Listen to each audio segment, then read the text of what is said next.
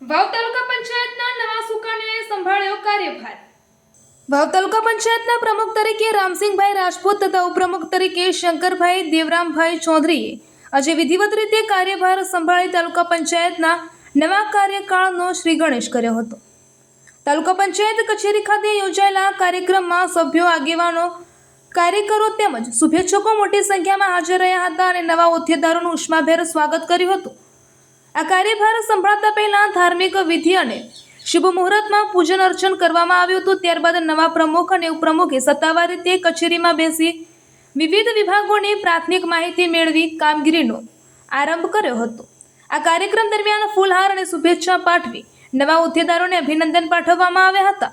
નવનિયુક્ત પ્રમુખ રામસિંહભાઈ રાજપૂતે જણાવ્યું હતું કે વાવ તાલુકાના ગ્રામ્ય વિસ્તારોમાં પીવાનું પાણી, રસ્તા, આરોગ્ય, શિક્ષણ અને ખેડૂતોને લગતા પ્રશ્નોને પ્રાથમિકતા આપી વિકાસલક્ષી કામગીરી હાથ ધરવામાં આવશે। તાલુકા પંચાયત લોકોની આશા અને વિશ્વાસનું કેન્દ્ર બને તે માટે પારદર્શક અને જવાબદાર વહીવટ ચલાવવામાં આવશે। તમામ સભ્યો અને અધિકારીઓના સહકારથી તાલુકાના દરેક ગામ સુધી વિકાસના કામો પહોંચાડવાનો પ્રયત્ન કરવામાં આવશે। ઉપપ્રમુખ શંકરભાઈ દેવરામભાઈ ચૌધરીએ પણ જણાવ્યું હતું કે તાલુકાની જનતાએ જે વિશ્વાસ વ્યક્ત કર્યો છે તે વિશ્વાસ પર ખરા ઉતરવા માટે નિષ્ઠાપૂર્વક કામગીરી કરવામાં આવશે। ગામડાઓના સામાન્ય લોકોના પ્રશ્નોનું ઝડપી નિરાકરણ લાવવા તથા સરકારી યોજનાઓનો લાભ અંતિમ વ્યક્તિ સુધી પહોંચે તે માટે સતત પ્રયાસ કરવામાં આવશે।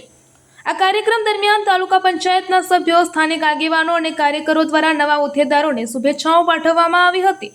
ઉપસ્થિત આગેવાનોએ આશા વ્યક્ત કરી હતી કે નવા નેતૃત્વ હેઠળ વાવ તાલુકામાં વિકાસ કાર્યોને નવી ગતિ અને નવી દિશા મળશે। કાર્યભાર સંભાળવાના પ્રસંગે તાલુકા પંચાયત કચેરીમાં ઉત્સાહ અને આનંદનો માહોલ જોવા મળ્યો હતો। કાર્યકરો દ્વારા મીઠાઈ વહેંચી ખુશી વ્યક્ત કરવામાં આવી હતી।